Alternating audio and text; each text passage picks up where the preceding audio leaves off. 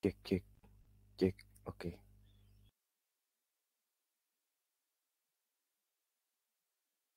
Selamat pagi semua. Terima kasih telah hadir di sesi pembelajaran tamu ya pada pagi hari ini dengan saya Rustan Fikri yang hari ini kita akan berdiskusi ya di jam 8 ini. Lebih lanjut nanti saya paparkan materi, kemudian teman-teman nanti ada sesi untuk kita diskusi dan lain sebagainya. Oke, pertama saya paparkan dulu materi ya sebentar.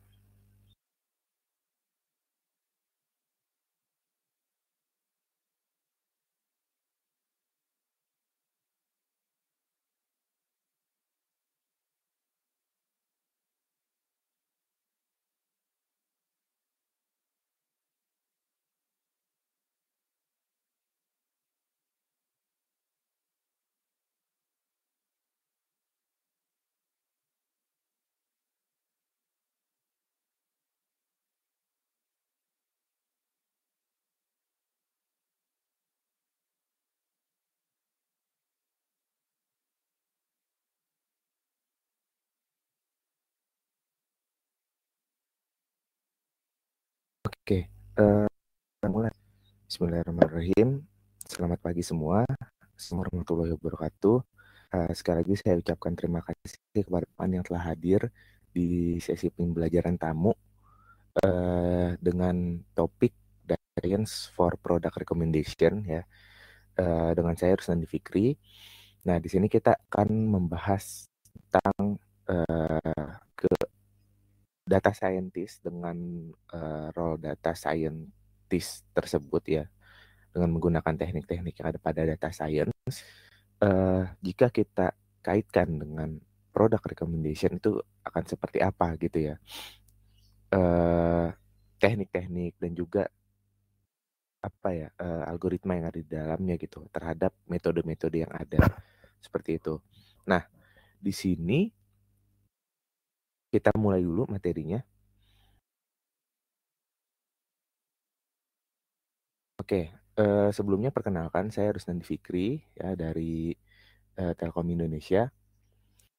Nah, memang di sini saya sebagai data scientist yang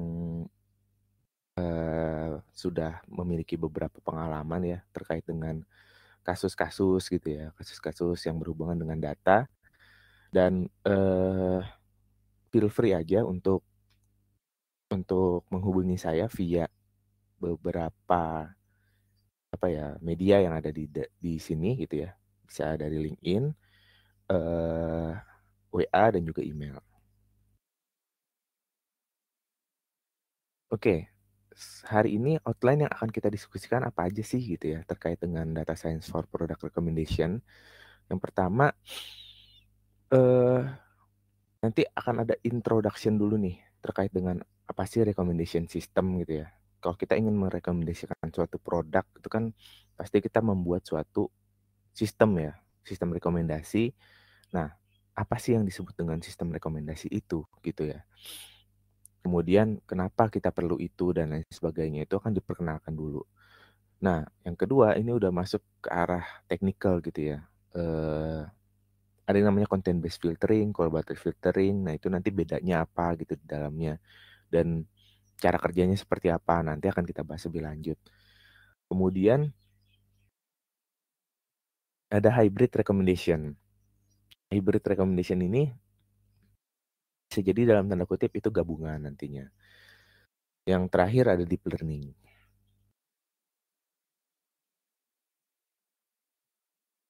Nah, kita masuk dulu nih ke pembahasan kita yang pertama.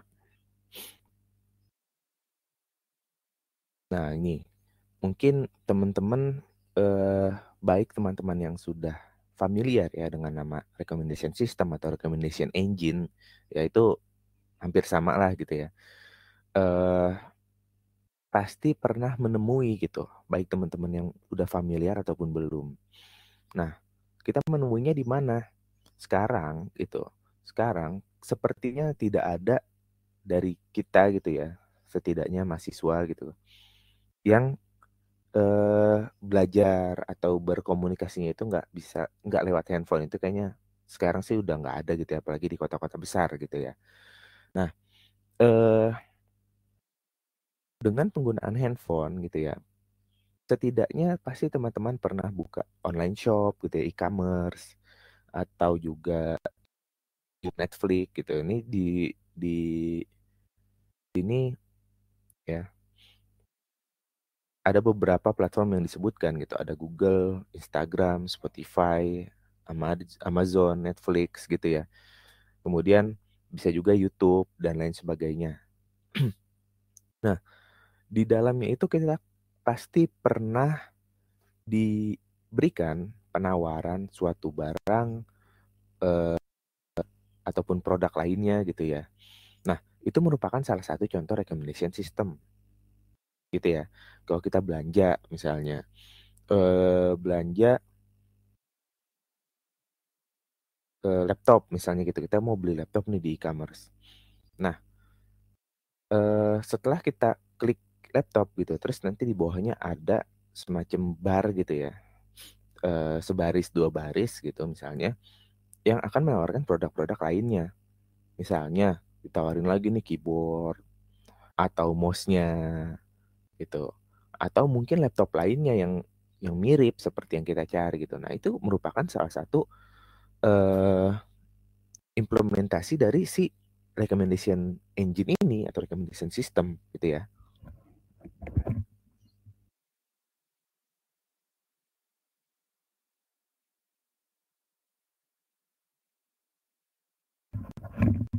Kemudian kalau kita misalkan, kemudian misalnya kita lagi, setel musik gitu ya, di Spotify misalnya. Nah, di situ ketika kita misalnya mendengarkan musik, nanti di bawah kita scroll ke bawah, itu ada beberapa musik yang disarankan gitu ya. Nah, itu juga merupakan salah satu recommendation system. Nah, bedanya ketika kita belanja di e-commerce tadi yang ditawarkan adalah produk gitu ya. Tapi kalau misalkan di Spotify yang ditawarkan adalah musik. Beda lagi nanti kalau di YouTube gitu ya, yang ditawarkan adalah, tontonan video lainnya gitu kan. Nah, sebenarnya apa sih di balik itu semua gitu ya, rekomendasi itu? Nah, tujuannya tentunya banyak ya, misalnya kayak Netflix dan YouTube gitu, ataupun platform lainnya. Yang pertama, kebanyakan yang mereka incar itu adalah, mereka ingin membuat para customer gitu ya, atau para pengguna, user, itu menghabiskan waktu lebih banyak gitu di platform mereka, seperti itu. Nah, ataupun kalau di e-commerce gitu ya, bisa jadi ada faktor lainnya yaitu ingin menaikkan, penjualan gitu. Nah, dengan cara apa? Dengan cara menawarkan barang-barang lainnya yang relevan gitu, yang mungkin juga dibutuhkan sama user-user tersebut, seperti itu. Misalnya tadi saya beli laptop gitu ya, nah ditawarkannya kemungkinan yang relevan dengan itu. Entah itu mouse-nya, entah itu keyboard-nya gitu ya, dan lain sebagainya. Nah, semua itu merupakan contoh dari recommendation system atau recommendation engine.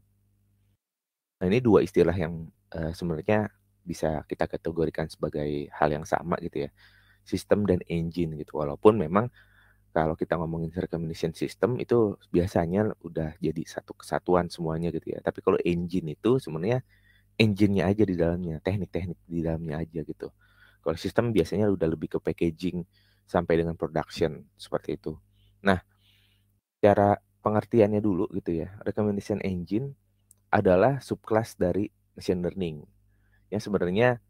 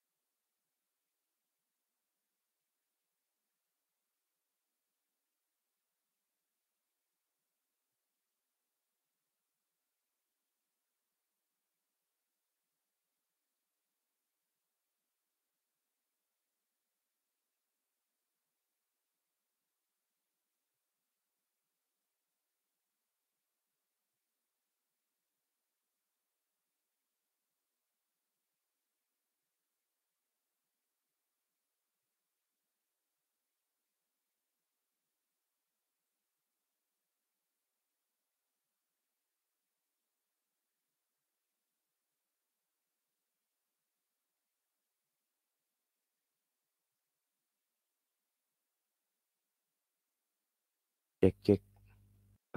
Mohon maaf, barusan ada gangguan internet sehingga saya tadi agak disconnect ya. Sebentar.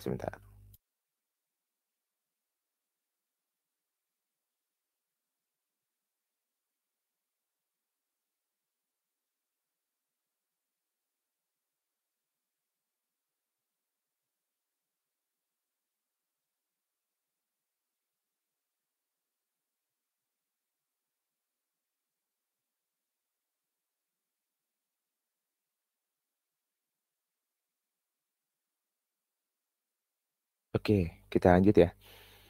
Nah, tadi sampai sini ya, sampai recommendation system ya. Jadi recommendation system itu merupakan bagian ya atau subclass dari machine learning yang sebenarnya banyak berhubungan dengan ranking atau rating yang diberikan oleh user gitu ya terhadap produknya gitu. Nah,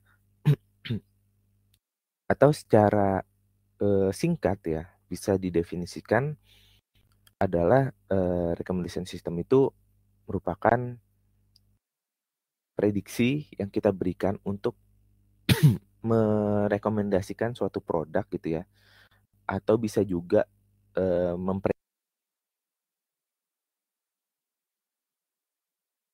oleh suatu user terhadap spesifik item, misalnya gitu.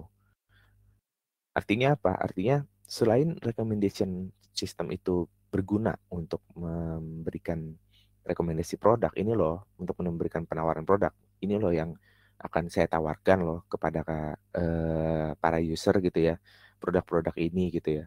Nah, selain itu juga eh, teknik ini berguna untuk memprediksi rating juga, itu juga bisa gitu ya. Jadi kalau teman-teman ada yang fokus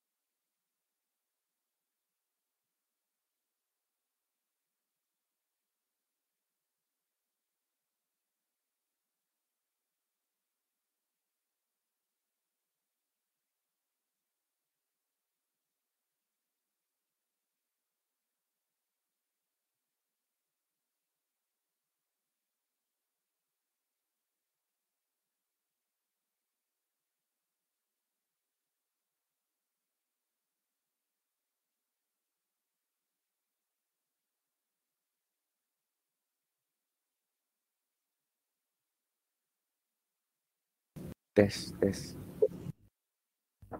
Oke. Mohon maaf lagi gitu. Tadi ada gangguan internet lagi. Saya juga nggak tahu nih kenapa. Biasanya nggak gini. Jadi tadi disconnect lagi ya. eh Nanti pokoknya setelah ini kalau misalkan ada beberapa gangguan, boleh tolong di reminder aja di public chat ya. Takutnya saya ngomong ternyata DC gitu ya. Nah, kita lanjut lagi. si recommendation system ini banyak nih digunakan oleh nama-nama besar gitu ya, seperti Spotify, Amazon, Netflix, YouTube, Google, dan lain sebagainya untuk berbagai kebutuhan gitu. Ada yang untuk meningkatkan engagement kepada user, ada yang untuk memprovide user agar lebih lama memakai platformnya, agar untuk menaikkan revenue gitu ya, penjualan dan lain-lain sebagainya. Itu juga banyak gitu ya. Nah, eh di sini dibilang sebagai contohnya nih, Spotify dia akan merekomendasikan lagu yang mirip gitu oleh kepada user gitu ya, terhadap apa yang mereka dengar gitu. Nah, eh to the ones you've repeatedly listen or like so that continue using their platform listen to music. Artinya apa? Artinya mereka memang merekomendasikan lagu-lagu yang mirip, lagu-lagu yang relevan, yang terkait gitu dengan apa yang sering kita dengar atau yang sering kita sukai gitu. Kan kalau teman-teman yang pakai Spotify gitu ya, di situ ada fitur untuk like lagu dan juga dari sistemnya mereka pasti nge-tracking kita tuh sering dengar lagu apa aja, misalnya gitu. Nah, itu yang akan menjadi modal mereka untuk membuat suatu rekomendasi seperti itu. Tujuannya apa? Tujuannya sudah jelas gitu ya, tertulis di situ untuk continue using their platform to listen to music gitu kan. Untuk mendengarkan lebih banyak lagu lagi gitu menggunakan platform mereka. Itu sih sebenarnya tujuan dasar mereka ya, membuat sistem rekomendasi ini gitu. Itu kalau Spotify. Itu cuma salah satu tujuannya aja. Sebenarnya tujuannya juga pasti banyak gitu ya. Itu merupakan salah satu tujuannya aja. Kalau Amazon ya, mereka merekomendasikan produk kepada user yang beragam berdasarkan data yang mereka kumpulkan. Data yang mereka kumpulkan itu apa? Dari pembelian user gitu. Nanti akan kita bahas ya beberapa teknik di dalamnya. Tapi logikanya seperti yang tadi gitu.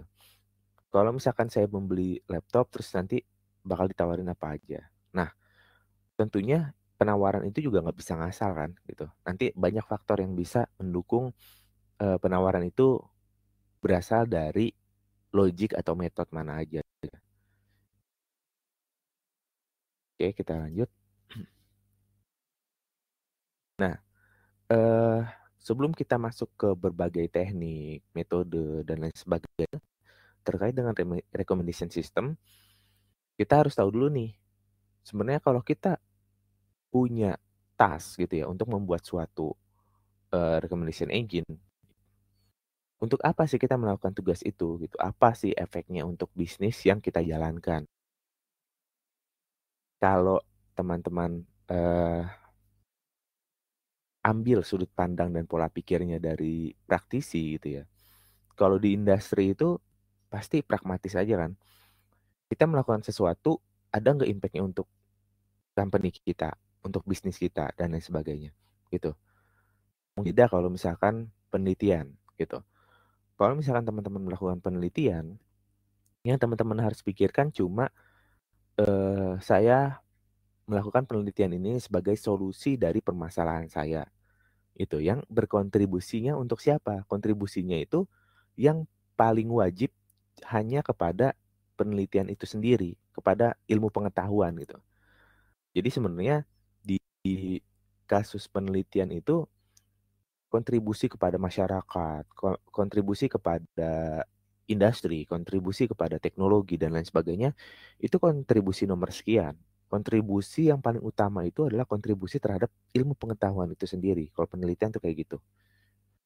Tapi kalau misalkan di industri, ya sebagai praktisi itu beda gitu. Yang utama itu adalah kontribusi kepada company atau kepada bisnis yang kita jalankan. Seperti itu. Jadi misalkan tidak ada pembaharuan terhadap ilmu pengetahuannya, atau tidak ada kontribusi yang mungkin kita bisa bilang sebagai novelty atau state of the art gitu ya, itu nggak masalah gitu. Kita mengerjakan sesuatu tuh. Bahkan kita meniru atau mengadopsi penelitian orang atau teknik yang sudah digunakan orang lain atau company lain, itu juga sah-sah saja gitu. Karena memang kita mengambil jalur praktisnya untuk implementasikan. Orientasinya lebih ke hasil yang didapatkan atau impact yang didapatkan oleh company dan bisnis seperti itu. Nah, balik lagi ke topik recommendation system kita. Kalau kita mengambil sudut pandang seperti itu dari praktisi gitu ya, apa sih impact-nya gitu? Yang pertama, kita bisa menggunakan ini sebagai product recommendation drive revenue gitu. Nah, artinya apa? Kita bisa menggunakan product recommendation ini untuk eh, apa ya, mengatur atau mengendalikan revenue itu gitu. Contohnya, misalnya company kita menawarkan produk gitu ya. Nah, ketika dirasa revenue-nya itu turun atau kita merasa ingin mencari revenue lebih gitu ya, kita bisa analisis nih gitu. Orang-orang itu lebih suka produk kita di bagian mananya. Nah, itu yang bisa kita rekomendasikan lebih lanjut gitu ya.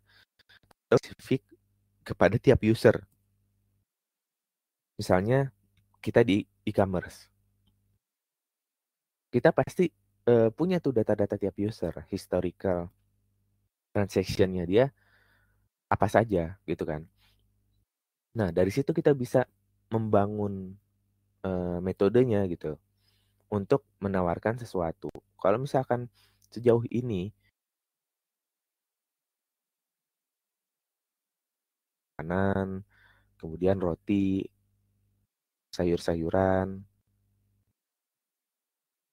ya.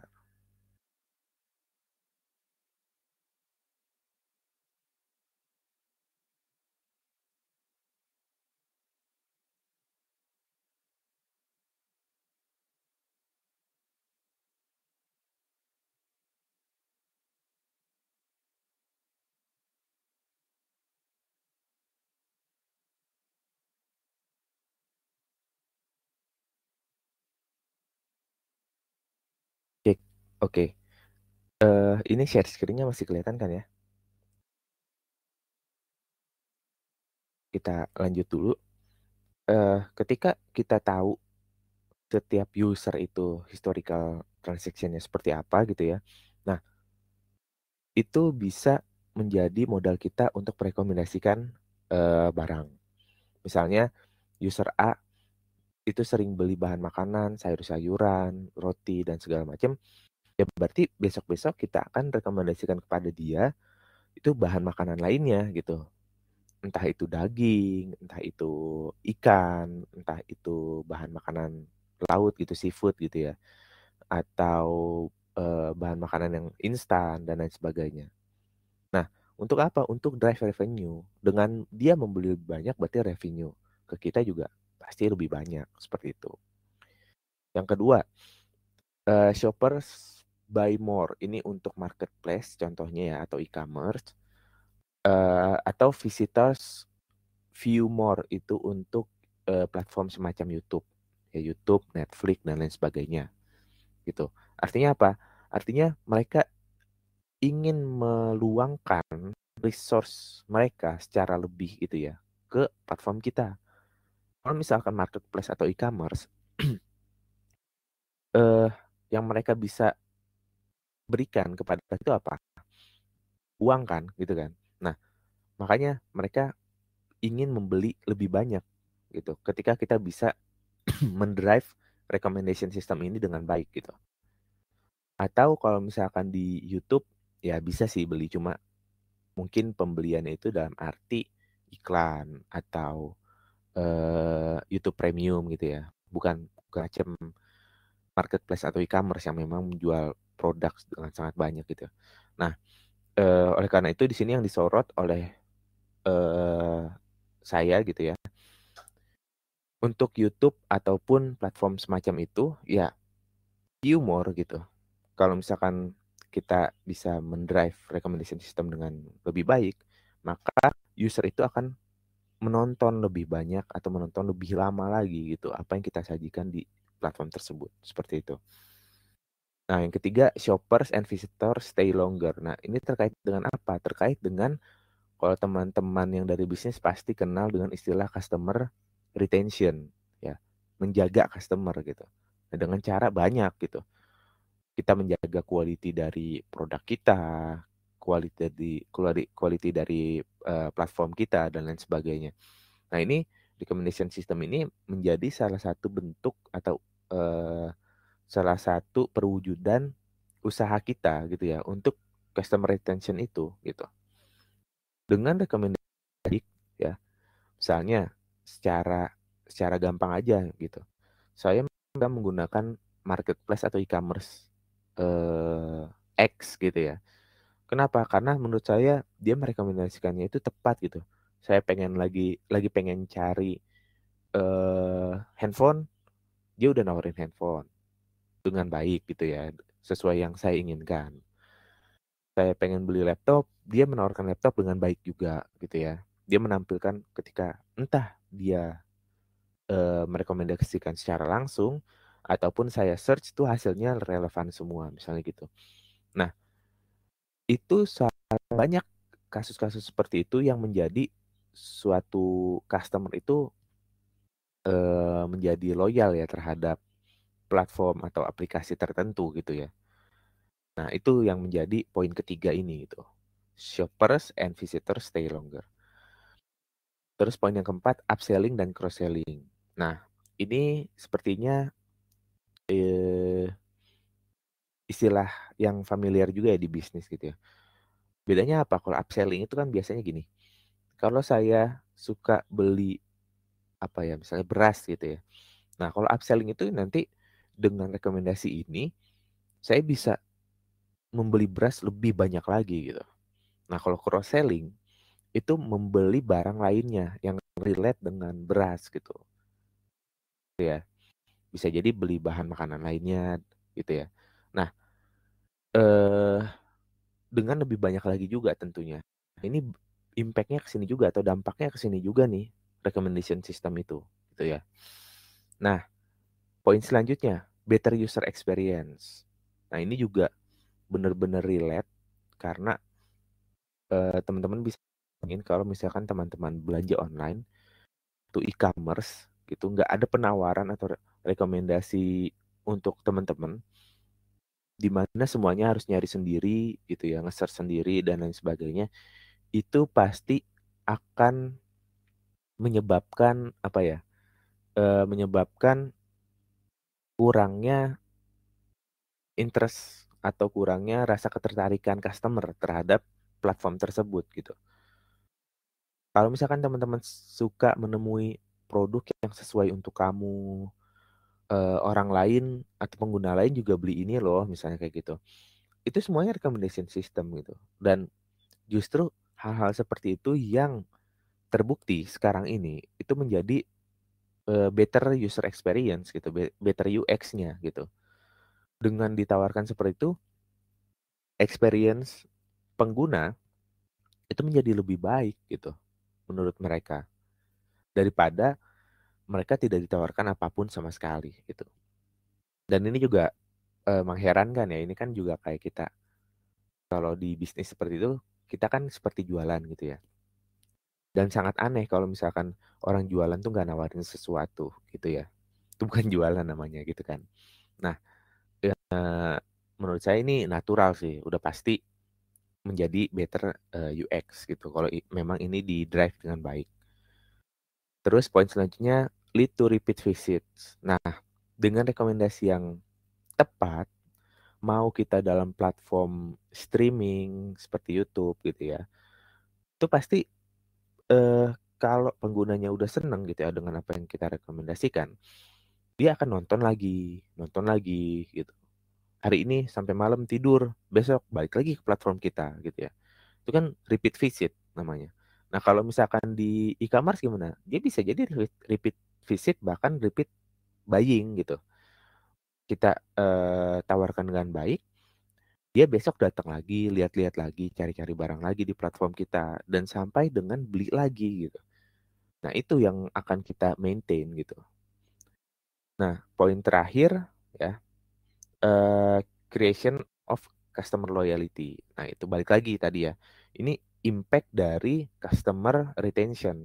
Ketika kita sudah bisa menjaga customer-customer kita gitu ya, memprovide apa yang mereka mau dan lain sebagainya, itu akan menghasilkan suatu loyalitas gitu.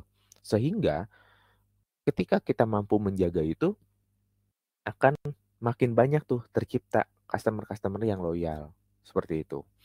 Nah, ini semua bisa kita drive dengan menggunakan recommendation system. Di sini saya paparkan berapa tuh? 7 ya kalau nggak salah, 7 poin. Tapi sebenarnya impact-nya itu lebih banyak daripada ini nantinya gitu ya. Tergantung pada bisnis yang teman-teman jalankan. Seperti itu. Nah, kita akan masuk ke beberapa teknik yang akan saya paparkan gitu ya tentang product recommendation. Nah, sebelum itu teman-teman harus tahu istilah-istilah, beberapa istilah-istilah gitu ya. Nah, yang pertama, teman-teman harus tahu juga nih istilah explicit dan implicit data. Nah, datanya ini bisa bisa berarti berbagai macam hal gitu ya. Kalau misalkan kita ngomongin rating, rating itu ada yang implisit, ada yang eksplisit gitu. Bedanya apa? Pertama, kalau datanya itu di sini dianalogikan berupa feedback. Implicit feedback terhadap produk atau jasa atau barang dan lain sebagainya yang kita punya ya, itu biasanya dikategorikan implisit ketika yang pertama, a user often selecting the same genre of music. Yang kedua, item yang dibeli secara berulang oleh customer yang sama. Yang ketiga, a viewer gitu. Kalau misalkan ini berarti hubungannya terhadap visitor di platform streaming. eh Give up halfway on movie they were watching. Nah, intinya implicit feedback ini adalah eh apa ya? Feedback yang dirasakan tapi nggak secara tertulis gitu. Makanya dia bilangnya implisit ya, makanya secara tersirat dia bilangnya. Nah, menunjukkan baik atau buruknya suatu produk kita bisa bilang atau suatu item. Contohnya, ketika seorang user ya memilih musik dari genre yang sama. Jadi kalau saya dengerin genrenya itu aja gitu kan. Saya nggak bilang secara tulisan gitu ya. Saya nggak bilang secara tulisan bahwa wah saya seneng banget nih genre ini gitu. Tapi secara behavior, secara tingkah laku itu bisa kelihatan. Oh, saya sukanya genrenya yang pop gitu ya. Kenapa? Karena tiap dengerin Spotify genrenya itu terus gitu. Tapi saya bilang bahkan gitu bahwa genre kesukaan saya adalah ini gitu. Enggak. Nah, itu yang namanya implisit karena itu tersirat. Atau contoh lain, saya sering beli misalnya makanan gitu, makanan ringan gitu ya.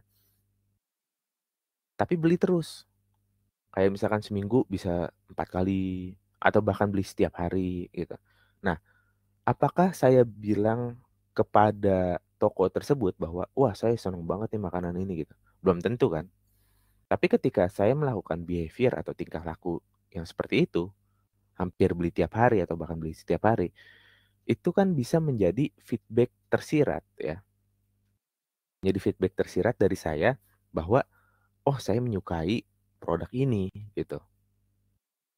Nah, terus contoh ketiga, misalnya saya nonton movie gitu, tapi di tengah jalan udah saya stop, saya tinggalin gitu. Nah, saya lakukan beberapa kali gitu terhadap beberapa movie. Itu kan bisa dibilang bahwa saya itu bosan mungkin ya, bosan atau udah nggak tertarik gitu ya di tengah perjalanan ketika menonton movie tersebut gitu. Nah, itu menjadi feedback juga tapi tersirat gitu. Saya nggak ngasih rating jelek ke movie tersebut, saya nggak kasih komentar buruk terhadap movie tersebut, tapi tingkah lakunya seperti itu gitu misalnya. Nah itu kan menjadi suatu indikasi bahwa, oh saya itu nggak suka tipe movie yang seperti itu. Nah itu yang namanya implisit. Nah kalau yang eksplisit ya, yang tadi kan implisit itu tersirat, yang kalau eksplisit itu enggak, dia benar-benar dinyatakan. Misalnya rating yang diberikan kepada movie, itu kan jelas, oh saya ngasih rating 1, berarti nggak suka gitu. Atau menilai buruk terhadap movie tersebut. Ngasih rating produknya jelek, nah itu eksplisit feedback gitu ya.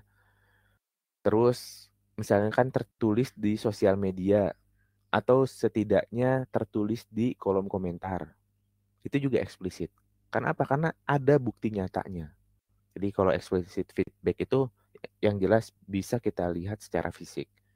Dari rating, komentarnya, atau yang contoh ketiga adalah eh, thumbs up atau thumbs down gitu ya. Nah, itu kalau kalau ngasih itu kan udah jelas ya, ke atas atau ke bawah gitu. Itu menunjukkan eh tertarikan kita, apakah positif atau negatif, seperti itu. Kita, kita ngomongin ini karena ini nanti penting gitu untuk membangun suatu recommendation system. Nah, kalau misalkan di sini, ini contohnya ya, implicit feedback terhadap suatu artikel. Padahal nggak dibilang kalau misalkan artikel itu baik atau buruk, nggak dibilang gitu. Tapi kita lihat, ada yang artikel dilihatnya cuma 1 kali, ada yang dilihatnya sampai dengan 21 kali misalnya gitu. Nah, tentunya dari sini secara tersirat kita bisa bilang, wah lebih laku yang 21 kali gitu. Orang-orang lebih banyak suka dibanding yang cuma 1 kali misalnya gitu. Tapi itu kan nggak dinyatakan. Itu cuma tersirat gitu.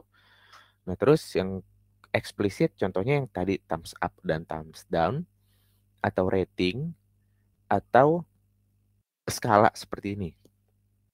Ya, ada sekian skala dari worst ke ya gitu. Nah, ini kan benar-benar dinyatakan nih. Gitu. Nah, setelah mengetahui beberapa istilah itu, kita masuk ke teknik ya bisa dibilang teknik atau metode yang pertama, content based recommendation. Jadi kenapa saya bawakan topik ini juga ya di pembelajaran tamu kali ini? Karena saya ingin membawa ya beberapa pengalaman gitu dari industri kepada teman-teman bahwa eh, ketika mungkin selama ini kita cuma make gitu ya, cuma merasakan aja fasilitas tersebut. Kita tahu-tahu pakai aplikasi sudah ada rekomendasinya. Kita pakai aplikasi tahu-tahu sudah apa ya? Disajikan aja nih apa yang kita butuhkan. Oh iya kita tinggal milih gitu. Nah, di sini saya ingin mengajak nih kepada teman-teman untuk tahu teknologi di belakangnya seperti itu. Untuk apa? Karena ini di industri juga menjadi bagian yang sangat penting, sektor yang sangat penting di bagian produk itu ya. Menurut saya sekarang hampir semua produk di industri itu pasti butuh ini gitu. Jadi mungkin teman-teman yang ingin bergerak ke arah bidang data ya, entah data scientist, data analis dan lain sebagainya, ini merupakan suatu konteks atau bidang yang menjanjikan juga nih di dalamnya gitu. Ketika teman-teman menjadi seorang data scientist itu kan luas ya, bidangnya itu kan luas banget. Tapi teman-teman bisa punya nilai lebih ketika, oh saya seorang data scientist Pak, gitu. Masuk sebuah company gitu ya. Dan saya fokus gitu atau ahli bahkan gitu ya di bidang recommendation system. Itu punya nilai jual lebih gitu ya. Nah, itu yang pertama terhadap diri sendiri. Nah, yang kedua yang ingin saya sampaikan juga bahwa apa yang disajikan selama ini yang kita tinggal pakai aja gitu ya, udah langsung ditawarkan itu recommendation system itu di belakangnya ada banyak sekali metodenya gitu. Jadi nggak sembarangan untuk merekomendasikan sesuatu. Banyak metode yang bisa kita pilih sesuai dengan kebutuhan gitu ya. Nah, untuk yang pertama content based. Nah, ini teknik recommendation seperti apa sih gitu ya? Pertama, kita di sini dibilang use attribute about the product. Misalnya movie kategorinya. Ini kalau tentang movie ya, bisa dari kategori misalnya drama atau romance atau kartun, action dan lain sebagainya. Yang kedua, use item feature to recommend new item that similar to what the user has like in the past. Misalnya, saya baru pakai Netflix gitu. Terus nonton yang genrenya action. Seneng tuh gitu. Besok-besok nontonnya action lagi.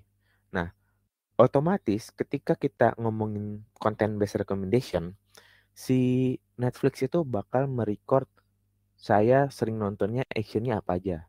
Misalnya action, komedi, dan kartun misalnya gitu ya. Tapi yang paling sering tuh action misalnya. Nah, besok-besok akan ditawarkan genre action lainnya atau komedi atau kartun gitu ya. Eh dengan stok movie yang mereka punya. Jadi movie yang mereka punya yang genrenya actionnya ratingnya paling bagus atau paling sering ditonton itu pasti ditawarkan ke saya gitu ya. Jadi kalau di content base ini adalah kuncinya ya dia nggak ada interaksi antar user.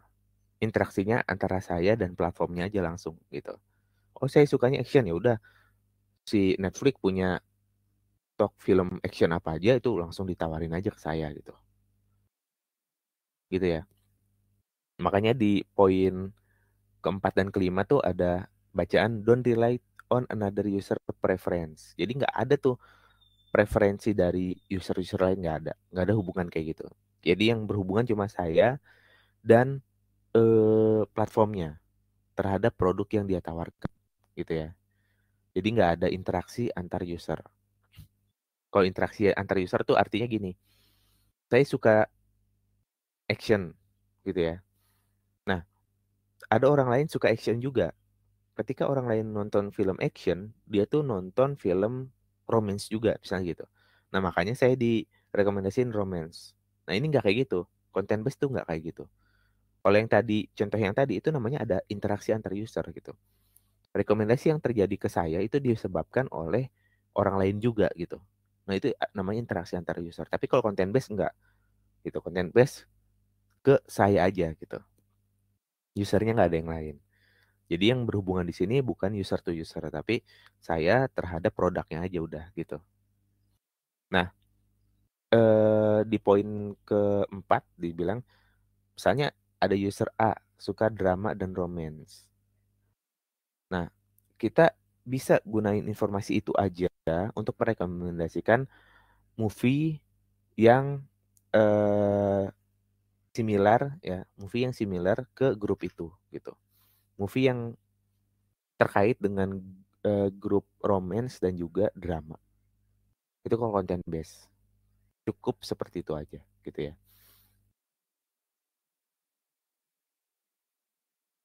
Nah, eh content base ini ya, itu biasanya dia ngambil items, atribut atau karakteristiknya. Jadi kalau misalkan tadi kan yang movie itu salah satunya genrenya gitu ya. Nah, tapi mungkin hal-hal yang lainnya yang bisa dilihat adalah atribut lainnya dari film tersebut. Kalau ini ya, kalau dari buku tuh misalnya bahasanya bahasa Inggris gitu kan. Kalau kita suka baca bacaan yang bahasa Inggris, besok-besok dikasih bacaan yang bahasa juga rekomendasinya. Terus genrenya crime, ya besok-besok akan crime juga gitu. Selama kita nggak apa ya menyimak ke genre lain ya pasti crime terus gitu. Kecuali di satu saat mulai kita baca yang tentang misalkan crime dan politik misalnya gitu. Ya besok-besok berarti politik yang akan disajikan gitu. Ada lagi atributnya jumlah halaman. Kalau sukanya baca halaman yang tebal gitu ya, besok-besok akan sajikan buku-buku yang halamannya juga banyak. Nggak mungkin buku-buku ringan yang halamannya sedikit-sedikit misalnya gitu. Terus publish 2020, sekarang 2022. Ya berarti mungkin kisaran itu beberapa buku di beberapa tahun terakhir aja yang direkomendasikan, bukan buku-buku yang tahun-tahun yang dulu banget gitu ya, yang jauh. Terus type-nya fiction. Ya berarti besok-besok dikasih tipe-tipe cerita fiksi gitu ya. Kalau movie gimana? Ya movie ya tadi nggak cuma genrenya aja. Bisa jadi kan biasanya ada genre, ada tagging gitu ya. Itu juga bisa. Duration, movie duration itu juga bisa. Kemudian apalagi?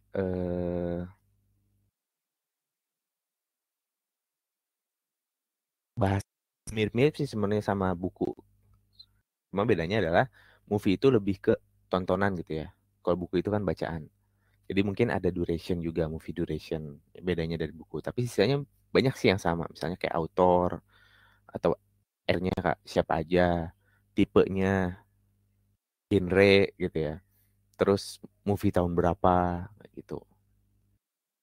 Nah itu nanti yang akan direkomendasikan lebih lanjut. Seperti itu. Nah caranya gimana? Dari atribut-atribut yang ada tadi ya, secara matematis dia akan divektorisasi ya. Kita factorizing atribut into embedding map. Artinya apa?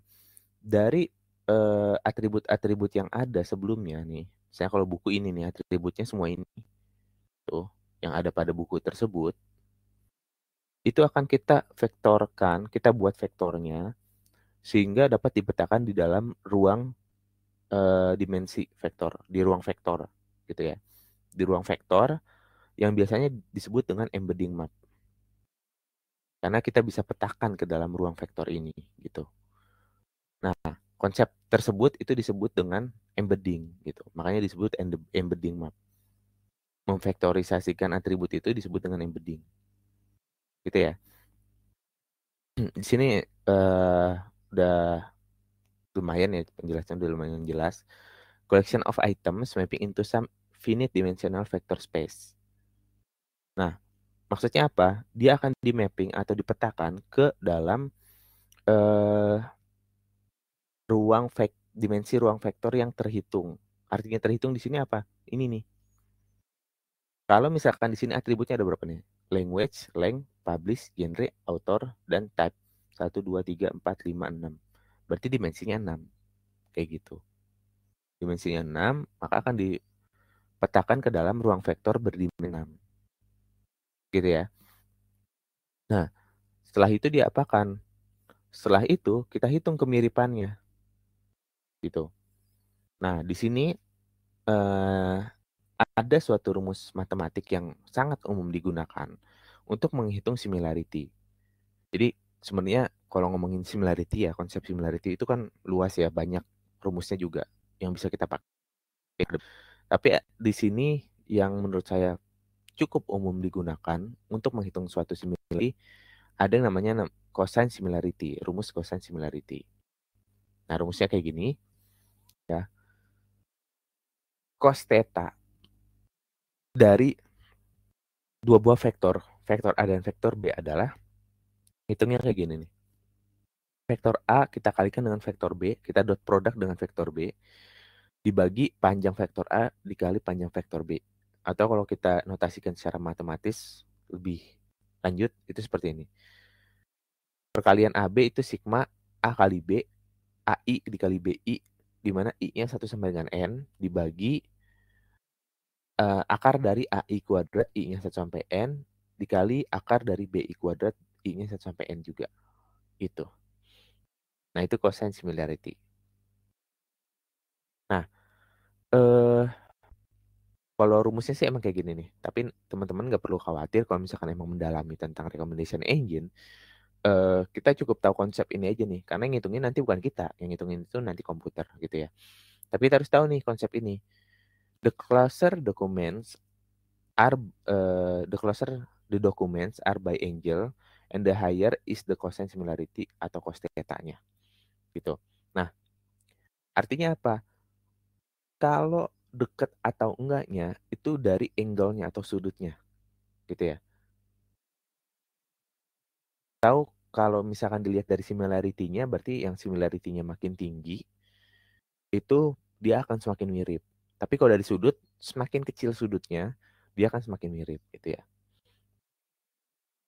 Dan jangan lupa ini adalah rumus cos, gitu. Misalnya kayak kalau angle itu kan berarti cos. Cos 0 berapa? Cos 0 1 kan. Nah, similarity-nya itu adalah 1. Jadi angle-nya itu 0, similarity-nya itu 1. Jadi kalau similarity 1 itu udah maksimum. Karena nilai similarity itu biasanya 0 sampai dengan 1. 0 itu nggak mirip, 1 itu paling mirip. Nah, kita tergantung nih. Mau melihat kemiripan itu dari nilai similarity-nya atau nilai sudutnya. Itu dua-duanya bisa gitu. Yang mana aja dipakai boleh. Kalau kita lihat ternyata, oh sudutnya adalah 0. Ya berarti dia mirip banget. Kalau sudut itu berarti makin kecil makin mirip. Jadi kalau misalkan terlihat sudutnya itu 10 dan sudutnya itu 80 gitu ya. Yang mirip yang mana? Yang 10.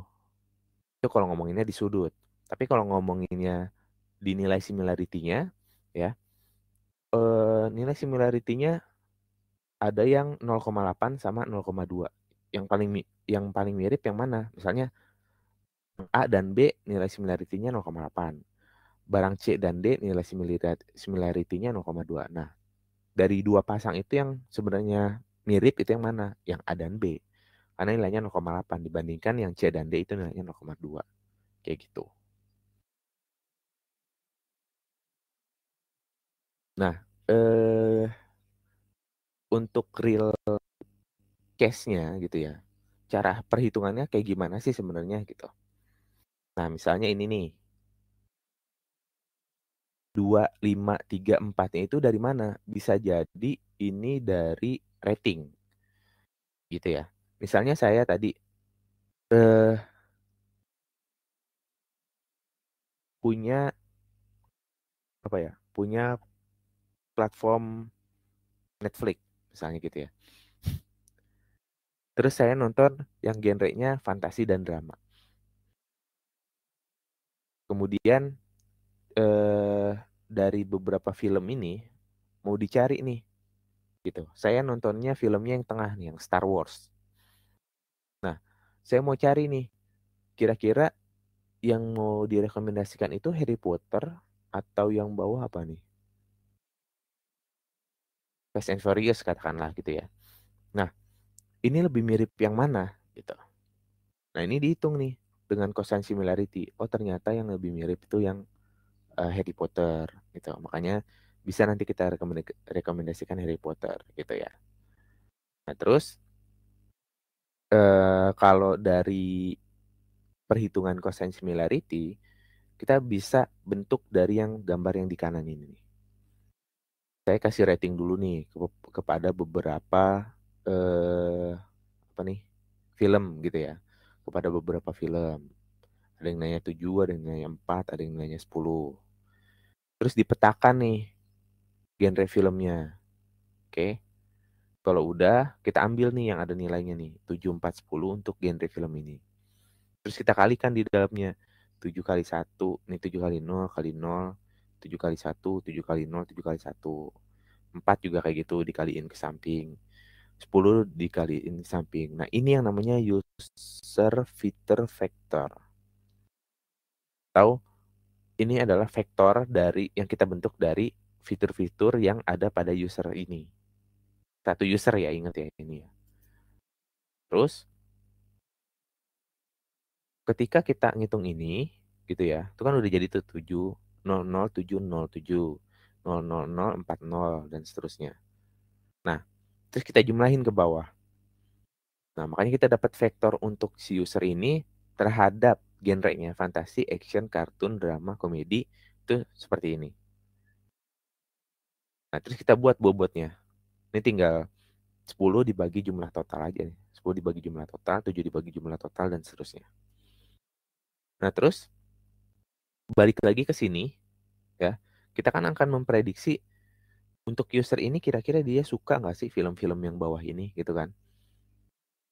Nah, kita prediksi di sini gitu ya. Untuk yang atas tuh Star Wars nih di gambar yang ini, dia nilainya 11001. Nah, satunya ini tinggal dikaliin. Tadi fantasi itu kan 0,26 bobotnya. Ya udah 0,26 ditambah action itu 0, kartun itu 0 kali 0,18 gitulah intinya. Terus drama 0 kali 0,011, komedi 1 kali 0,45 terus dijumlahin. Nah, seperti itu juga hitungannya untuk yang bawah-bawahnya. Udah, nanti kan terbentuk kayak gini nih. Ini dikali ini. Kalau udah, nanti kita jumlahin. Oh, untuk film yang Star Wars dia nilainya 0,71. Terus bawahnya film apa lagi gitu terus kurang tahu saya. Nggak terlalu jelas gambarnya, itu nilainya 0,37. Terus bawahnya film The Incredible 0,63. Terus yang paling bawah filmnya 0,11. Nah, dari sini kita tahu nih yang mana yang paling relate sama user tersebut gitu kan. Kalau kita mau milih film selanjutnya yang akan direkomendasikan ya ini dulu pasti. Yang atas dulu yang Star Wars. Habis Star Wars apa yang Incredible. Terus habis itu yang mana? Dua ini. Habis itu baru yang keempat kayak gitu. Itu cara membuat recommendation engine-nya dengan teks content base tadi ya. Nah, tadi kan disajikan content base recommendation system dengan menggunakan cosine similarity dan datanya itu adalah rating gitu ya. Bisa jadi rating. Nah, kalau misalkan nggak ada, nah kita bisa bentuk dari eh, atribut lain. Salah satunya adalah teksnya gitu. Misalnya dari deskripsi itemnya gitu ya. Deskripsi itemnya kita apain? Kita bentuk jadi vektor. Kan tadi salah satu ini nih. Nah, salah satu bentuk yang pokok ya untuk menjadikan konten base ini adalah kita factorizing the atribute. Jadi mau atributnya apapun itu, mau red, mau komentar ya yang bentuknya teks gitu atau item description dan lain sebagainya, asal bisa difaktorisasi itu bisa kita hitung similarity-nya dan bisa kita jadikan suatu rekomendasi gitu. Nah, berarti kalau teks tinggal kita jadiin vektorisasinya aja gitu. Jadi kalau ada teks ini nih, sekian banyak ini, yang penting bisa kita jadiin vektor. Gitu ya. Nah, caranya gimana? Ini salah satu teknik yang umum digunakan. Namanya TF-IDF. Panjangan dari term frekuensi. Nah, eh, rumusnya kayak gini. Ini dia biasanya dari kata per kata gitu. Number of time term appear in a document dibagi total document of items in the document. Misalnya yang atas itu kayak eh dari satu deskripsi itu ya kata-kata produk atau kata-kata misalnya mau kita ambil kata apa gitu ya minyak goreng misalnya gitu, kata minyak goreng itu muncul berapa kali di deskripsi itu dibagi total number of item in the document. Nah, total number di dokumennya ada berapa, misalnya gini, di satu deskripsi yang bawah itu total number of items in the document, kata minyak goreng di satu deskripsi itu muncul berapa kali. Tapi kalau number of item term appears in document di semua deskripsi ya, si minyak goreng itu keluar berapa kali gitu. Misalnya kita punya 1.000 barang. Nah, dari 1.000 barang itu deskripsinya yang ada kata-kata minyak gorengnya ada berapa? Itu masuk ke yang atas. Dibagi, kita merujuk ke suatu barang tertentu gitu ya. Misalnya minyak goreng ABC misalnya kita. Nah, di deskripsi minyak goreng tersebut kata-kata minyak goreng itu muncul berapa kali itu jadi yang bawah. Tuh, jadi ini proporsi aja. Nah, kalau inverse document frequency itu IDF-nya kita logaritmikan gitu. Di nilai itu kita algoritmikan. Nah, nilai IDF-nya gimana? Tinggal kita kaliin aja gitu.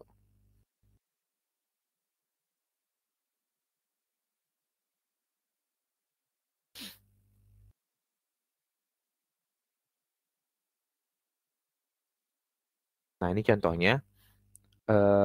Temukan TF-IDF dari kategori, word kategori dari 200 movie. Kan?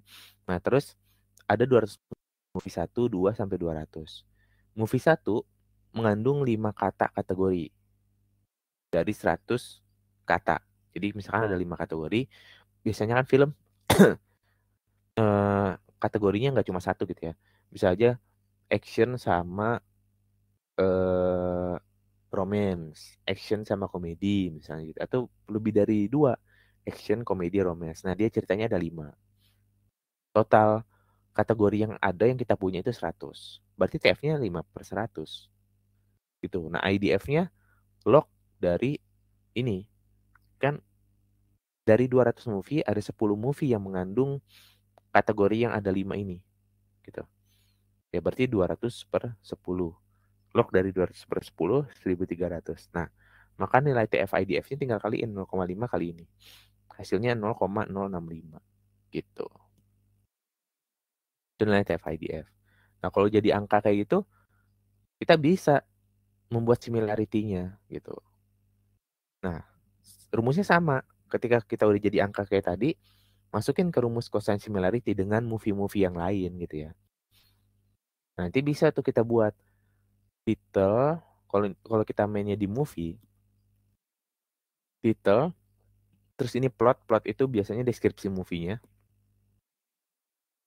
Nah, ini similarity-nya berapa kita hitung. Gitu ya. Kita hitung jadi gambar yang kanan. Misalnya plotnya itu kayak sinopsis gitu ya. Bisa jadi kita ambil dari sinopsis. Di gambar yang bawah tuh kayak ada sinopsisnya. Kemudian kita masukkan ke TF-IDF dan kita hitung similarity-nya. Kayak gitu. Jadilah yang kanan. Gitu ya. Kalau udah nanti hitung similarity-nya nanti baru bisa kita lihat nih. Misalnya judul yang atas mirip sama yang kedua gitu. Mirip lagi sama yang ketiga dan seterusnya. Ini yang kita bisa rekomendasikan nantinya. Kayak gitu. Itu kalau konten base. Nanti ya kalau konten base tadi nggak ada interaksi antar user. Makanya yang kita pilih adalah atribut-atribut yang gak berhubungan sama orang lain. Misalnya kayak tadi atributnya cuma kita lihat dari genrenya, dari tahun terbitnya, dari kategorinya dan lain sebagainya gitu ya. Atau dari teksnya, deskripsinya gitu. Nggak ada variabel orang lain. Nah, sekarang kita masuk yang namanya collaborative filtering. Ini cukup terkenal nih gitu. Collaborative filtering. Ini adalah satu konsep sebenarnya udah agak lama konsepnya. Tapi masih cukup powerful dan ini salah satu konsep yang memperkenalkan rekomendasi berdasarkan interaksi antar user gitu ya, bisa dibilang.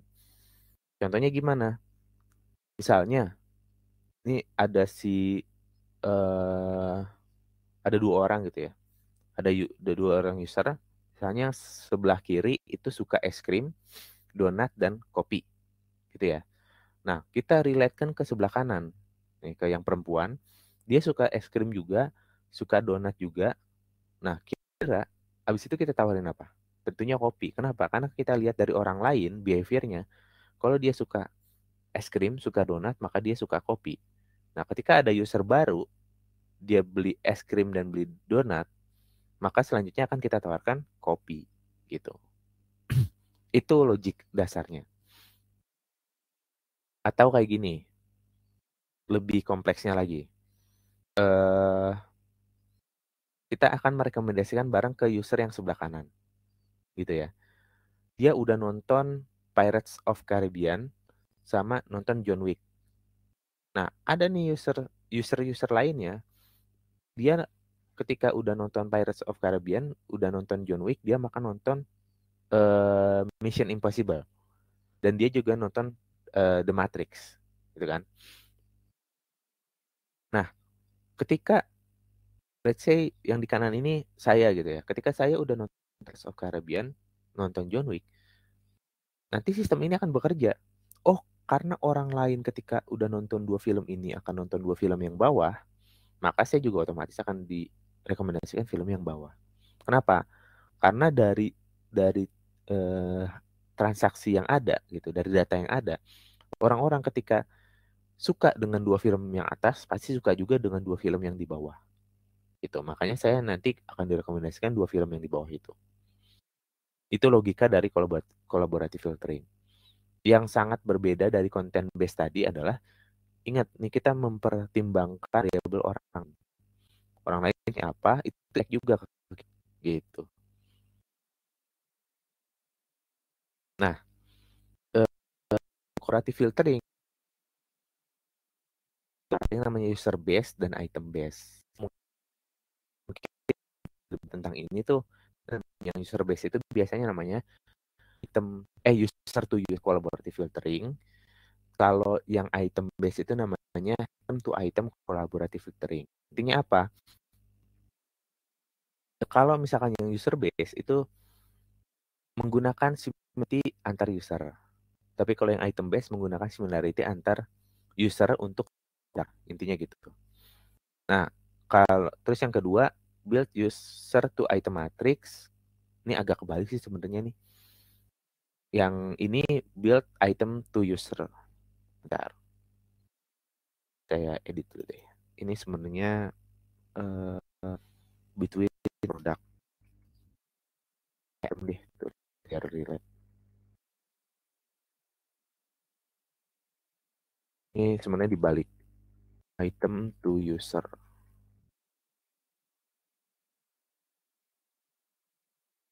Nah, ini matriks apa nanti bisa dijelasin lebih lanjut. Nah, di bawahnya nih matriksnya kayak gini. Jadi kalau kita punya hubungan antara user dan item gitu ya. Kalau yang user base kita sebelah kirinya user, atasnya item. Tapi kalau yang item base sebelah kirinya item, atasnya user. Artinya apa? User 1 item 1 dan 4. User 2 membeli item 2 dan 4 gitu.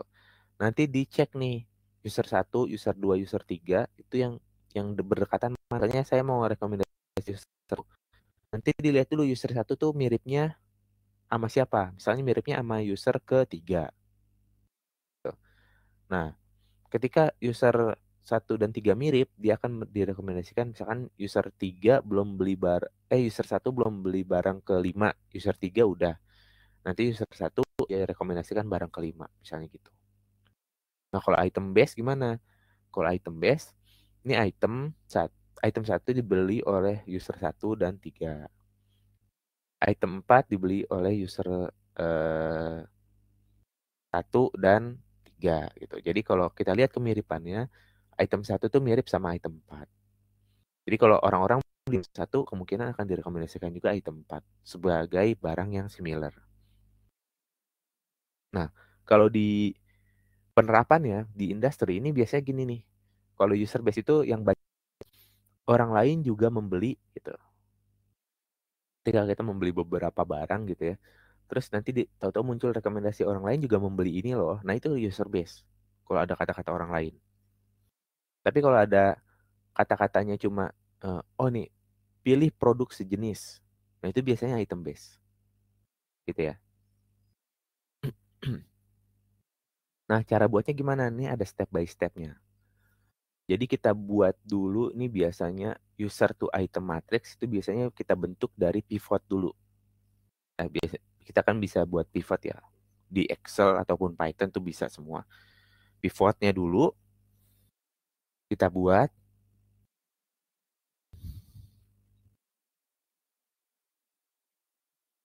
Terus step 2-nya kita calculate similarity-nya. Oke. Ini kolaboratif filtering untuk user to user. Kalau item to item, tadi gimana? Dibalik aja kan item to user. Berarti sebelah kirinya item, atasnya user. Ke bawahnya sama. Kita hitung quotient similarity-nya. Kalau udah, Nah, ini ada sebelah kiri dan sebelah kanan. Sebelah kiri itu yang user to user, yang sebelah kanan itu yang item to item, gitu ya. Misalnya kita punya customer ID berapa, terus stock code itu adalah kode barang ya. Nah, terus kita compute similarity-nya. Ini buat customer item matrix. Customer item matrix itu tadi ya, bisa jadi user to item, bisa jadi tergantung mau sebelah kiri mau sebelah kanan. Teman-teman mau buat yang user base apa yang item base. Nah, terus hitung similarity-nya. Kalau udah, kita cari. Nah, kalau bedanya apa? Kalau yang sebelah kiri, user 1235 itu mirip sama user-user berikut gitu, customer ID-nya.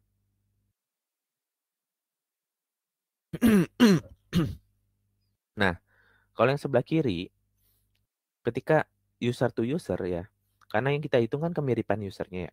Berarti 1235 akan mirip sama 1235 itu sendiri, 17935, 12414 dan seterusnya. Nah, cara bentuk produknya gimana? Dari user-user yang mirip ini, mereka udah beli apa aja. Nah, yang belum dibeli sama 1235 itu yang kita rekomendasikan. Jadi ini rekomendasi yang belum dibeli sama 1235. Yaitu coklat kalkulator, red harmonica inbox, 4 traditional spinning tops, sama retro mod tray gitu. Bedanya sama yang sebelah kanan apa? Ini item to item. Jadi yang kita rekomendasikan tuh udah langsung ke level itemnya. Gitu ya. Misalnya item 1000, item 10.002 itu miripnya sama item 10.080 gitu misalnya. Nah, ini untuk item 10.002 kalau dihitung similarity-nya yang paling tinggi itu ke item 23.166. Itu medium keramik gitu kan. Nah, terus mirip juga sama 23165, mirip juga sama 23167 dan 22993 gitu. Nah, tergantung nih. Biasanya kalau di industri di user ya, di user kalau misalkan kita mau pakai sebelah kiri itu kita lihat historical transaksionalnya. Miripnya sama user yang mana. Nah, barang-barang dari user, misalnya saya nih, saya mirip sama si A, si B, sama si C.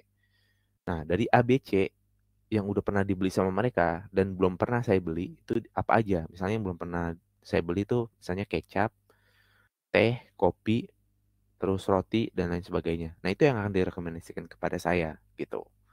Jadi dari user yang beli, beberapa user yang mirip, terus dikumpulin barang-barang yang mereka udah beli. Nah, yang belum saya beli itu apa? Nah, itu yang direkomendasiin.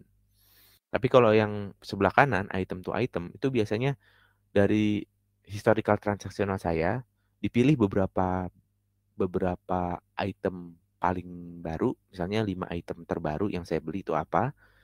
Terus tiap item itu dibuat item sejenisnya tuh apa aja. Nah, itu yang direkomendasiin ke saya.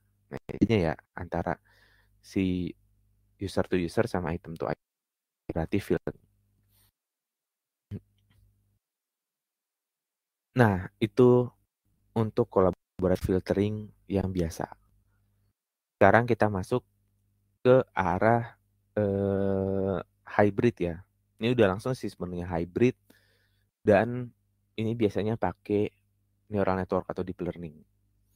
Nah, namanya neural collaborative filtering.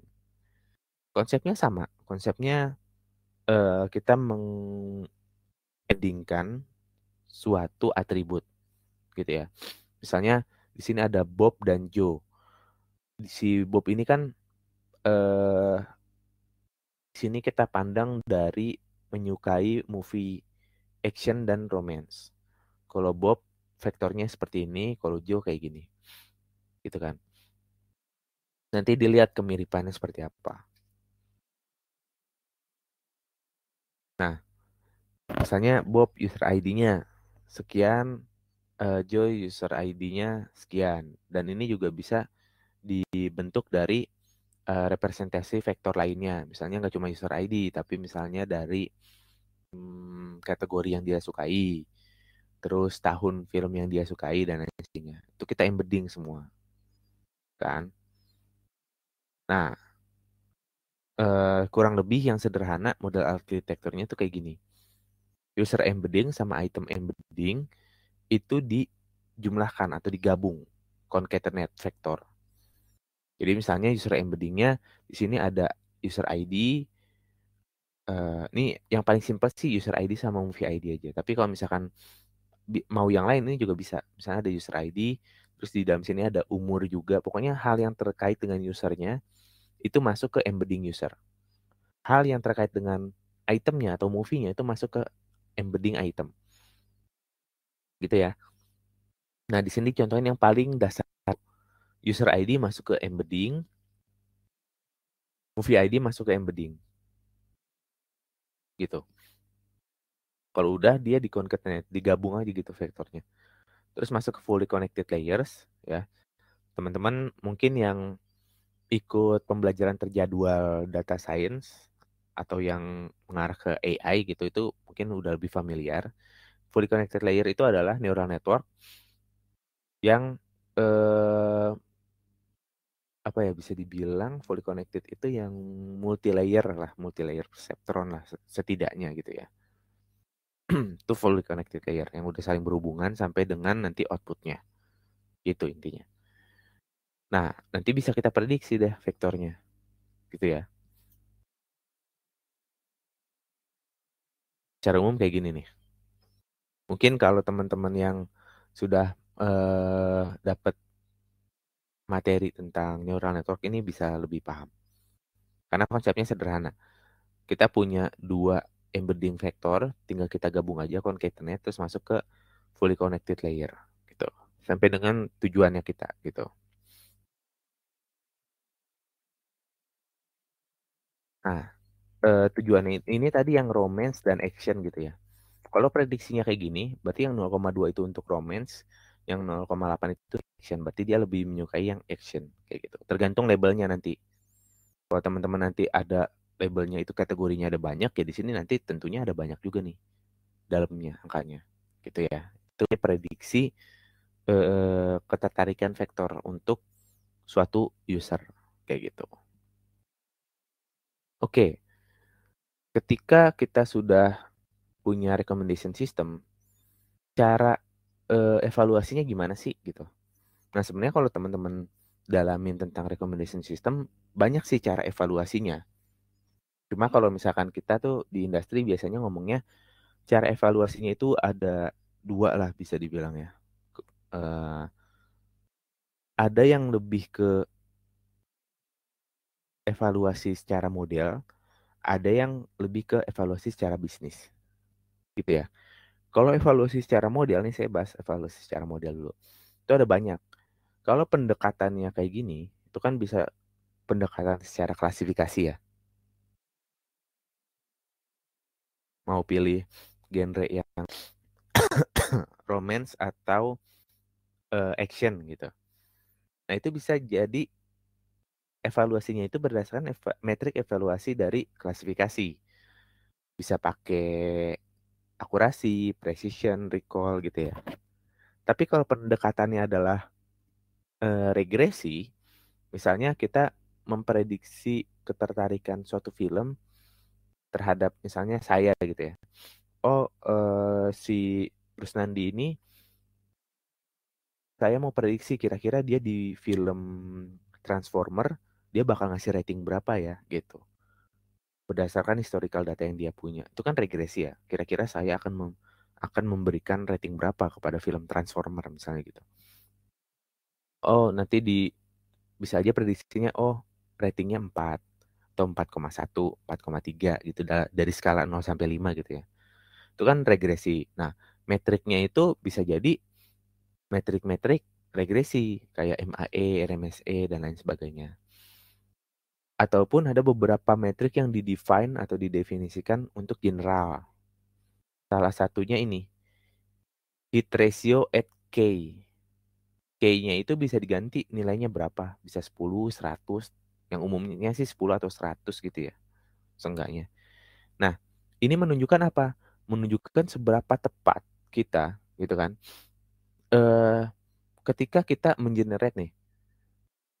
Ini mensimulasikan ya kita membuat suatu evaluation protocol untuk mengenerate list dari 10 rekomendasi item kepada setiap user gitu.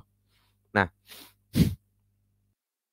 pertama dari setiap user kita pilih 99 item yang nggak pernah diinteraksikan kepada si user gitu ya. Combine dari 99 item ini 99 item with the test item, the actual item that user interact with gitu. Jadi dari 99 item terus kita tambahin satu item yang mereka pernah interaksi. Ya, interaksi itu tergantung definisinya nanti ya. Apakah cuma misalnya kita kerja di e-commerce gitu ya. Apakah cuma lihat aja, apakah sampai beli, terserah itu mau didefinisin yang mana, boleh dipilih aja interaksinya. Nah, terus sehingga kita punya 100 item sekarang gitu. Nah, kita jalanin model yang udah kita buat tadi, misalnya pakai neural collaborative filtering yang tadi, jalanin ke 100 item ini. Dan kita ranking itemnya gitu ya. Dari tinggi ke rendah sesuai dengan prediksi kita. Yang paling tinggi yang mana, yang paling rendah yang mana yang akan dibeli. Nah, kita pilih 10 itemnya dari 100 item tersebut. Gitu kan. Nah, sekarang eh item testnya itu kalau misalkan ada di antara 10 item itu, misalnya kita tadi punya 100 item gitu kan. Untuk setiap user kita pilih 100 item dan 100 itemnya itu kita prediksi, misalkan saya dapat 100 item nih tadi. Modelnya ngeprediksi, ini saya dari 100 item saya pilih 10 yang terbaik gitu kan. 10 yang terbaik menurut si model direkomendasiin ke saya. Ketika saya membeli 10 ketika saya membeli satu dari 10 item tersebut itu disebutnya dengan hit tuh, gitu kan. Berarti hit ketika saya memprediksi 10. Berarti hit at K-nya itu hit at K 10 gitu kan. Nah, itu dihitung untuk semua user dan dihitung average hitnya atau rata-rata hitnya. Contohnya ada 1000 user. Kalau hitnya itu mencapai 900 itu bagus banget. Berarti kan 90% hitnya. Artinya apa? Setiap 10 barang yang direkomendasikan oleh model kita itu pasti dibeli oleh 90% customer kita atau user kita kayak gitu. Ini salah satu protokol yang disediakan atau yang dibangun atau didefinisikan di recommendation system. Ini di level metric modelnya, evaluasi modelnya. Kalau evaluasi bisnisnya gimana? Evaluasi bisnis ya lebih ke arah bisnis gitu ya. Misalnya dari CTR atau click through rate. Dari rekomendasi yang kita sajikan kepada para user, itu dikliknya untuk dilihat berapa banyak. Atau conversion rate. Dari mulai dilihat sampai dengan di purchase, itu rate-nya berapa. Misalnya 50% ya bagus, berarti seenggaknya apa yang kita sajikan dari 100 orang berarti 50 orangnya kemungkinan akan beli. Kalau conversion rate. Kalau click through rate-nya doang, misalnya dari 100 orang click through rate-nya 90%. Ya berarti dari 100 orang 90 orangnya pasti akan ngeklik minimal untuk ngelihat. Untuk beli atau enggaknya kita nggak tahu karena yang kita definisi sampai CTR. Kalau mau sampai beli ya itu tadi yang conversion rate kayak gitu. Itu untuk metrik bisnisnya. Nah, ini contohnya kalau misalkan kita menggunakan Python gitu ya. Hit ratio-nya itu hit ratio at 10 itu 0,45. Artinya apa? Ketika model kita membuat atau menyajikan atau merekomendasikan ya atau menawarkan lah gitu. Setiap model kita menawarkan 10 barang kepada customer, setidaknya 45% itu bakal beli item yang kita tawarkan itu. Minimal beli satu, intinya kayak gitu. Nah, mungkin itu saja yang dapat saya sampaikan di materi kali ini. Eh, kurang lebihnya mohon maaf, kita masuk ke sesi diskusi aja langsung gitu. Kira-kira ada yang mau ditanyakan atau enggak? Sebagai overview mungkin tadi kita udah membahas tentang recommendation engine, recommendation system gitu ya. Eh, gunanya apa gitu dan apa sih recommendation system itu? Kenapa harus kita gunakan? Efeknya apa? Impactnya apa tadi gitu. Udah kita sajikan juga tadi gitu ya. Terus beberapa teknik tadi ada 3. Pertama content based yaitu recommendation system berdasarkan eh, atribut dari itemnya aja gitu ya, nggak ada interaksi antar user. Nah kemudian masuk ke recommendation system yang di mana di dalamnya terdapat interaksi antar user. Itu collaborative filtering. Kemudian berkembang lagi tuh collaborative filtering yang diadopsi dengan menggunakan teknik neural network gitu. Jadilah neural collaborative filtering. Nah, setelah kita mengetahui beberapa metode untuk membangun uh, recommendation system, kita belajar juga tadi tentang cara mengevaluasi model kita, gitu ya. Ada dari sisi model, dari sisi bisnis. Dari sisi model ada banyak gitu kan, tergantung pada case-nya. Kalau kita mau case dalam artian klasifikasi, gitu. Nah, kita bisa ambil metrik-metrik klasifikasi itu untuk menjustifikasinya. Ataupun dari regresi, ya pakai metrik regresi. Ataupun yang secara umum tadi di define ada yang namanya metrik hit at hit ratio at K. K-nya itu bisa 10, bisa 100 gitu biasanya. Kalau emang itemnya udah banyak banget gitu, itu biasanya 10 itu sulit. Gitu, makanya bisa dipakai 100. Tapi di angka lain juga bisa sih sebenarnya. Itu yang umum aja. Tuh. Dan udah tadi terakhir sampai dengan evaluasi dan sekarang mungkin di beberapa menit ke depan silakan aja teman-teman kalau misalkan ada yang ingin bertanya via kolom chat ataupun open mic secara langsung. Mungkin ditunggu di beberapa menit ya. Terima kasih.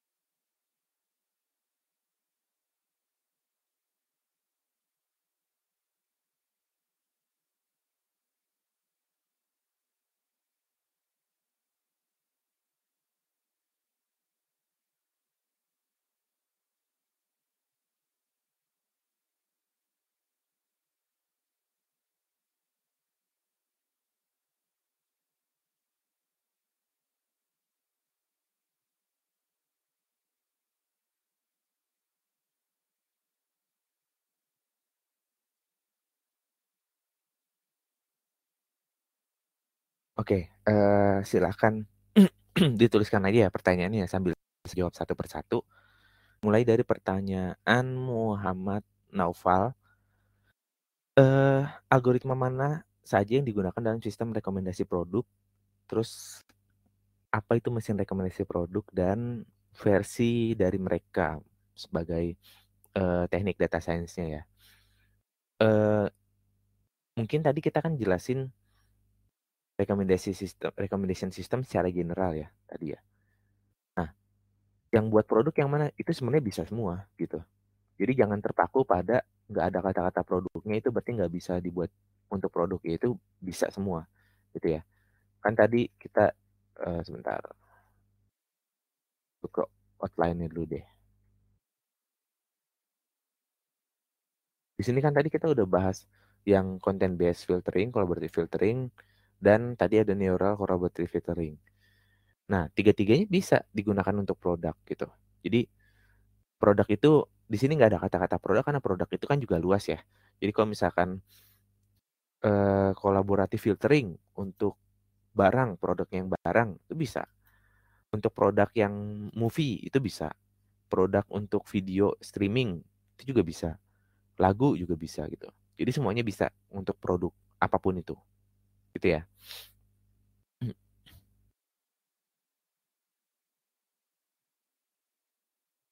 Hanya di sini, walaupun di sini dicontohinnya untuk movie, kalau kita ganti jadi barang itu bisa juga gitu. Gitu ya. Jadi semuanya bisa yang tadi. Dan di luar ini metode-metode lain itu juga banyak juga gitu. Karena metode-metode eh, recommendation engine ini juga terus berkembang sampai dengan sekarang. Gitu ya. Jadi yang mana produk semuanya bisa. Kemudian mesin rekomendasi produk ya ini. Ketika kita membuat ini, kita implementasikan ke dalam bahasa pemrograman, ya kayak tadi di Python gitu ya. Itu udah engine-nya, itu udah mesinnya gitu ya.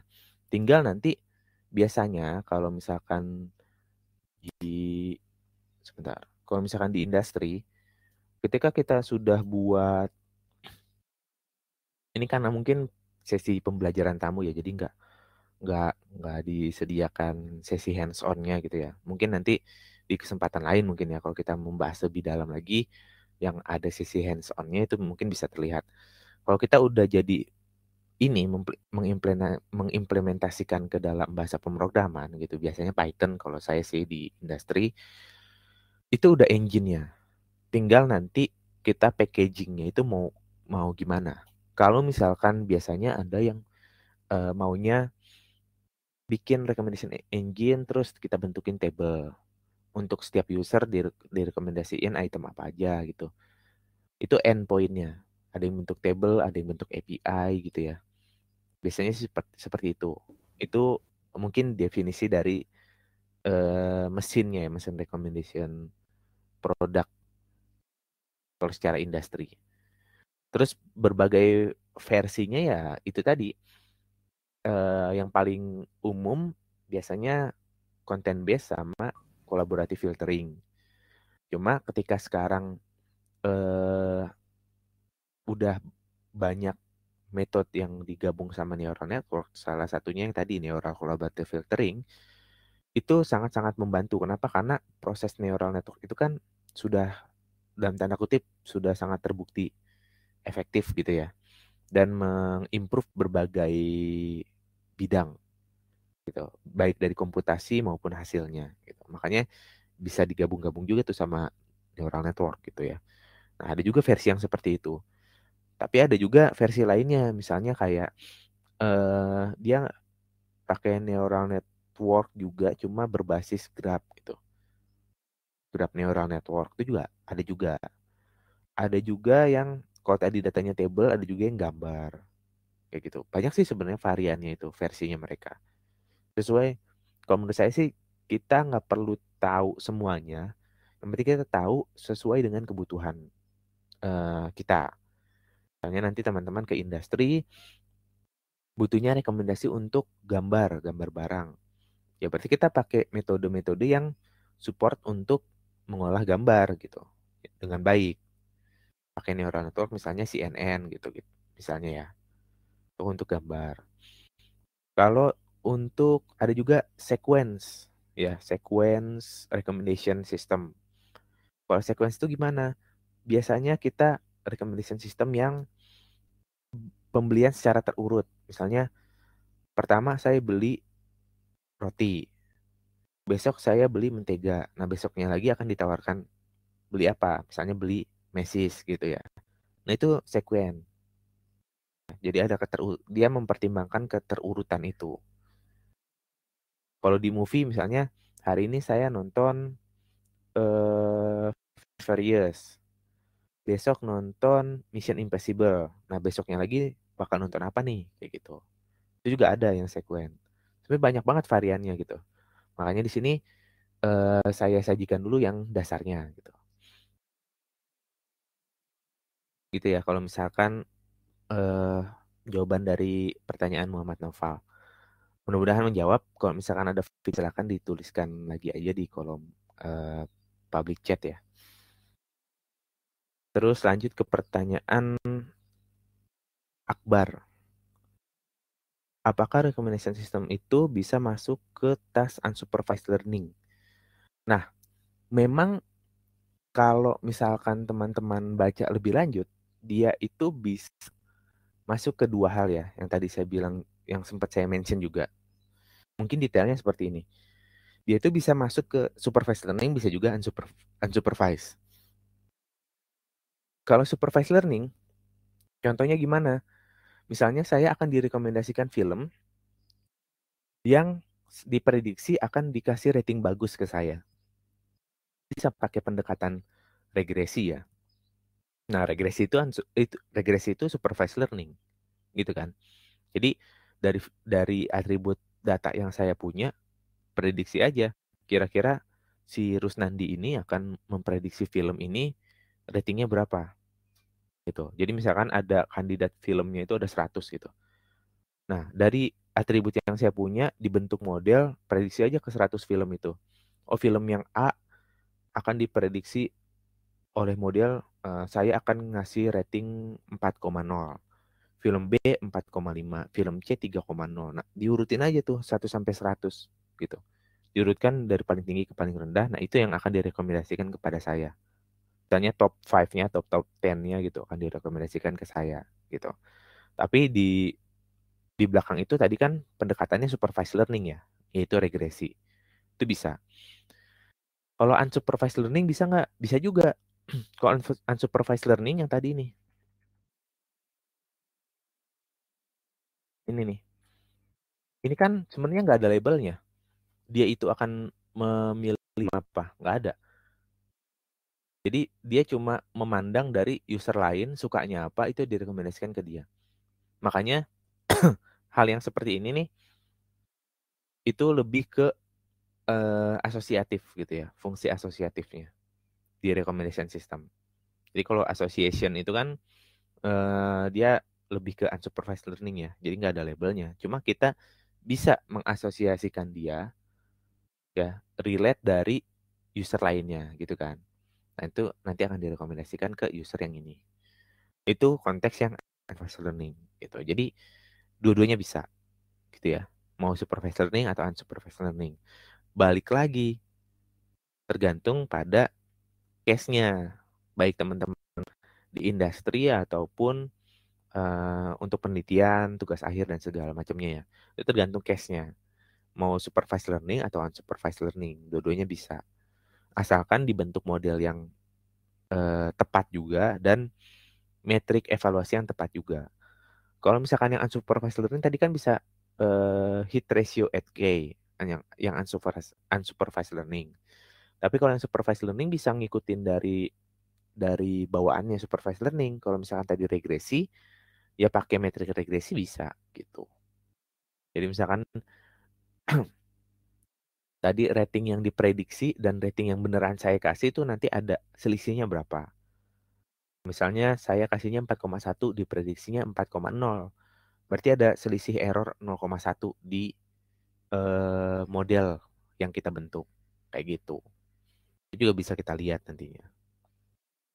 Kurang lebih sih kayak gitu ya. Kalau ada feedback silahkan aja.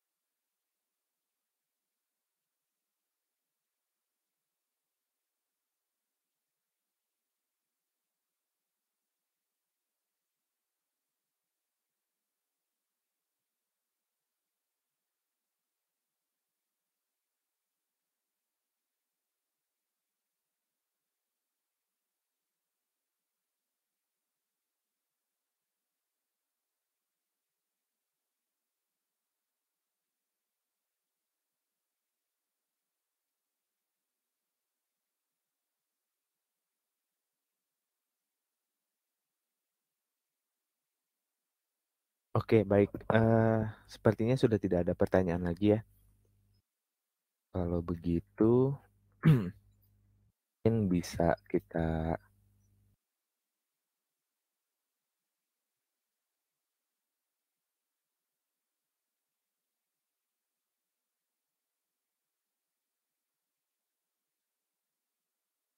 Oke, kalau begitu mungkin bisa kita akhiri ya sesi pembelajaran tamu kali ini. Terima kasih kepada teman-teman yang telah hadir dan juga telah berdiskusi pada pagi hari ini di sesi kali ini ya.